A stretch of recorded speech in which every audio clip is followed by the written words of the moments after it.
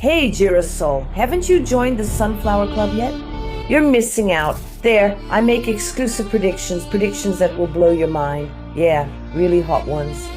Everyone who subscribes to the Sunflower Club gets a 20% discount on everything Sagana offers. 20% off on consultations and yes, priority scheduling. 20% off on signature analysis, on light mandalas, and access to another ritual that I only do for those who are part of the Sunflower Club. No censorship, no ads, and you really stay ahead of predictions in Brazil and around the world. So I'll be waiting for you in the Sunflower Club, and you really will be surprised.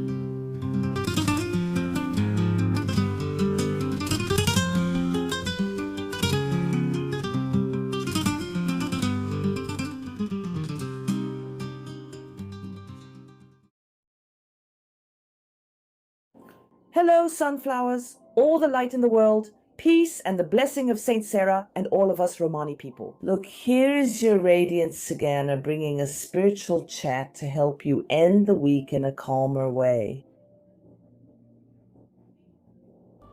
There's a Romani proverb that says, "A house with a cared-for animal is a house with an angel." What do you mean, Sagana? Yes, and we're not here to talk just about that. Everyone knows. We are already in a planetary transition towards regeneration. I've already shared predictions about this here and spiritual perspectives too. In other words, in just over 30 years, we will have a regenerated world. In other words, many people are here on Earth with practically the last opportunity to evolve.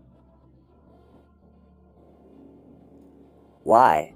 After this transition, do you know how to separate the wheat from the chaff? That's exactly what it's about.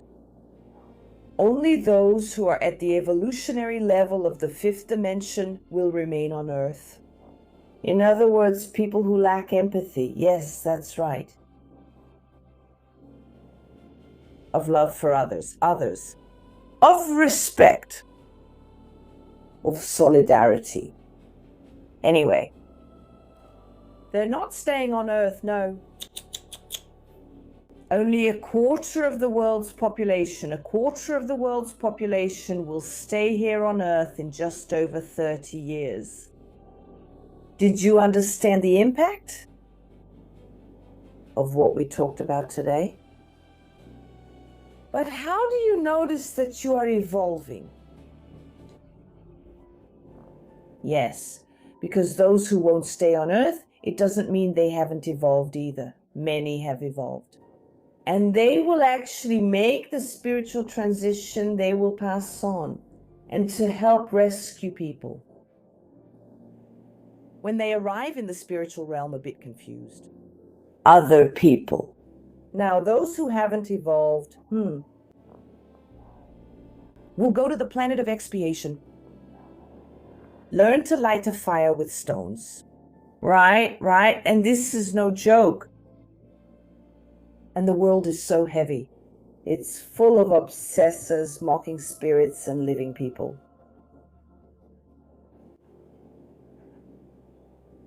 Who haven't evolved, but they're getting a chance. After all, God is perfect all the time. And He gives the same opportunity to all His children. So even those beings who are reincarnated on Earth and are devoid of any empathy or kindness, they are getting their last chance. And now let's talk about the animals and about this proverb that we Roma have. Many animals, yes, many. No, they don't appear randomly in our lives. All of them. They have exactly one mission with us. It's up to us, through our free will, to choose to treat them with love and care. Because the animal depends on us for everything, for food. In the case of dogs, for taking a bath. Dogs, ladies, let's talk about dogs. But I'm talking about all the animals that come to us. When the animal is well treated. My grandmother used to say, when an animal is well cared for, something bad that could have affected you will affect the little animal instead. That's not old folks talk, no. There are countless thousands of reports of animals that out of nowhere got sick. And they died. Because of something really bad they had sent us. And what do we want? No way. For the innocent to pay for the sinners. But that's the mission. Theirs. No animal is going to show up in your life randomly. Either you need to learn from it, or it has something very good in store for you. It's a mission. And signs that people are evolving towards the fifth dimension to reach planetary regeneration, whether on the earthly plane or on the spiritual plane. After they pass away on a planet much more evolved than Earth, obviously, it's precisely love, empathy, and respect for animals. And I'm not just talking about cats and dogs. I'm talking about animals in general. And to look at them and put themselves in their place. And understand that they feel hunger, cold, fear, and have feelings. Even a sewer rat. It may sound odd, but you don't need to raise a rat in your house. Let me give you an example. I'm not afraid of almost anything because I have a lot of spiritual protection. I'm not afraid of criminals. I'm not afraid of accidents. I'm really not. Because God always puts an angel in my path to protect me, always.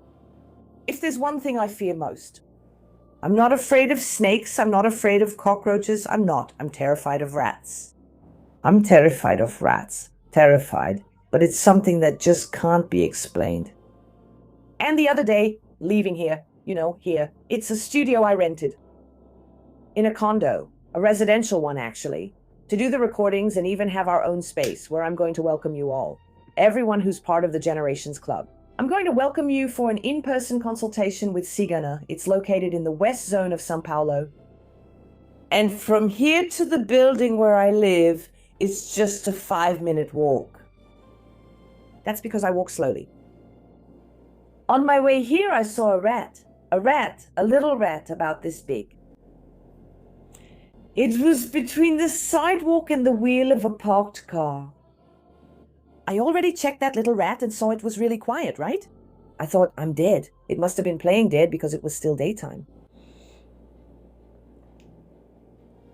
And I pretended I didn't see it. I crossed the street. But I kept thinking about that little rat. And I spent the day here because I had consultations to give, a lot of appointments. And anyway, I spent the day here between recording and appointments. And when I left, it was already dark. Then I remembered the rat. But I decided to walk by there slowly. He'd be around here by the car, but he must have already left. And he had come out from beside the car's wheel. And I saw that he was hurt here. And he couldn't walk. And right there, on the sidewalk where he managed to take a few steps forward, he was very vulnerable. Because a lot of motorcyclists stop there, and many people pass by. And I saw him hurt. I saw that he was going to be kicked, and he was going to suffer a lot before dying, and my heart broke into pieces. So I said, what do? I'm really afraid of rats. I went just a few steps ahead. There's an abandoned building, which is actually up for auction, by the way. And there was an open, empty lunchbox, just the lunchbox itself. Those lunchboxes from styrofoam.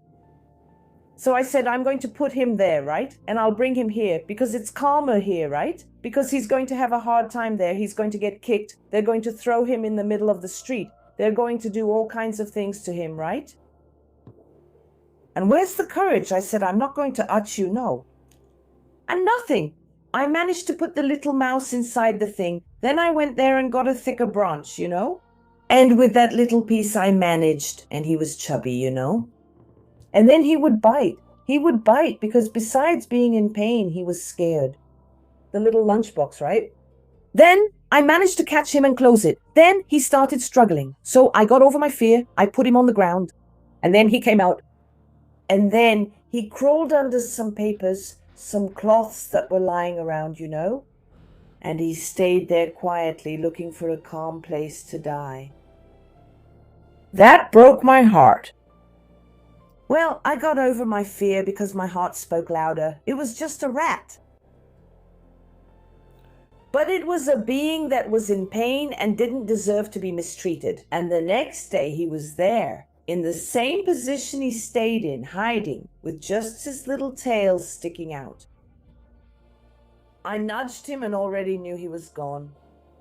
Why am I telling you this? I'm emotional. Because from the moment that our love, or rather, I don't love rats because I don't hate them, I'm just very afraid.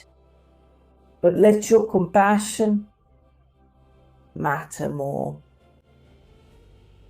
than your fear or your anger, or your dislike of something, a particular animal, shows that you are evolving. Because a lot of people don't like dogs, cats, horses, or birds. Birds, for me, should live in nature, okay? But respect them. And if you see an animal suffering, try to help in some way. Even though he's afraid, he'll try to help that animal in some way. Even if you don't like animals, you don't have to have one in your home. Even knowing that he is an angel, that if he is well treated, well fed, well cared for, he will indeed protect you from evil energies like third level envy. And even other serious things, that will fall upon him. It's inevitable. And even suddenly, some illness that, through some curse that was sent to you, ends up affecting your pet and not you. But even knowing that, you're not very familiar with the pet. You don't. And you were born that way. Just like I'm not familiar with rats either. But my compassion spoke louder. So that's the sign. If you have compassion for an animal, even if you don't like the animal, or if you're afraid anyway, it's a sign that you're heading towards the fifth dimension. Because God created each being with a purpose. With a purpose. When you have empathy for a tree that was cut down, and for the bird that built its nest there, and saw its nest falling, getting upset can be a sign of personal growth. When you feel pain for a hungry animal wandering the streets, thirsty and starving, even if you don't like it or if you're afraid, but still leaving a bowl of food, some food, a little water, that shows that you are evolving. Wait a minute, Gypsy. So even I, who don't like animals? So does that mean if I don't have empathy and respect, I'm not evolving? No. No? Not liking animals? You may have been born with it. Just like some people like okra and some people don't like okra. We're born that way. It's not your fault if you don't like animals, but not respecting it. And not feeling a bit of compassion when you see an animal suffering. That's a sign that you're not evolving. You can be sure of that. So that's when you need to rethink your concepts and your values. There's no point in going to mass, going to the temple or to any church, going to any... and killing a cat with poison. Do you really think you won't reap what you've sown? Do you really think your prayers will be accepted? I'm using the poisoned cat as an example. There's no point in going to church to pray or doing a novena, or giving your life only to Jesus. Not breaking when the dog crosses and running over it. It's no use. Going on a pilgrimage, pardon my language, pardon what I'm about to say here, whipping your horse, little buddy. Do you think your prayers will be accepted? It's no use. Asking God for protection, blessings, and you don't even care. For the being who crosses your path in suffering, I'm not saying you need to take them into your home. But find a way to help. Didn't you show up there for a reason? Maybe that's a test. Did you ask for something? A few days, a few weeks, a few months ago, and the miracle doesn't happen. And then God tests you, putting a being that's suffering and that you can help in some way right in front of you. Rather than help, you doubt and go right over them. That's what it's about. Animals, they are angelic beings. They are angels who came to earth to make us better human beings. They have a mission among us, but we have a lot to learn from them, especially when it comes to respect. Respect your neighbor and your differences.